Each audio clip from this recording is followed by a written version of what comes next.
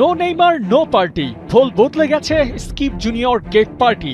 পরিসংখ্যান বলছে নেইমার বিশ্বকাপে থাকলে শিরোপা জিতবে না ব্রাজিল। অপয়াসের রেকর্ডটা থাকবে নাকি নেইমারই বদলে দিবেন সব ইতিহাস? ব্রাজিলের বিশ্বকাপ জিততে হলে দলের সেরা তারকাকে তো লাগবেই, সবচেয়ে অভিজ্ঞ, তার উপর আবার ব্রাজিলের ইতিহাসেরই সর্বোচ্চ গোল স্কোরার তিনি। নেইমারের মতো ক্যারেক্টার মাঠে থাকলে দল যেখানে এগিয়ে থাকার কথা সেখানে বিশ্বকাপ জেতার রেসে আছে পিছিয়ে। আসল ব্যাপারটা হলো ব্রাজিলের হয়ে যে তারকারা বিশ্বকাপ জিতেছে তারা কেউই টপ স্কোরার ছিল না, আর যারা ছিল তারা কখনো ফাইনালও খেলতে পারেনি। বিশ্বকাপ মানেই উত্তেজনা। এইবারের বিশ্বকাপ জমবে অ্যাডভার্গো জার্সিতে।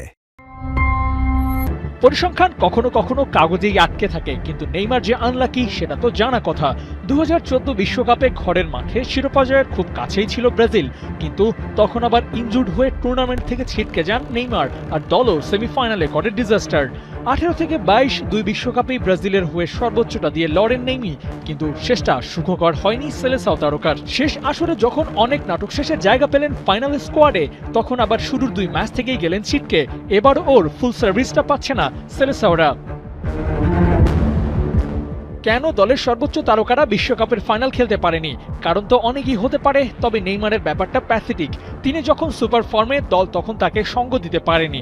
আবার দল যখন ফুল প্যাক অফ এনার্জি নিয়ে বিশ্বকাপ খেলছে, তখন নেইমার আবার সার্ভিস দিতে পারেননি। প্রমাণ 2014 বিশ্বকাপ। এরপর যে কটা আসর নেইমার খেলেছেন তাতে দুই পক্ষ হেঁটেছে দুই দিকে।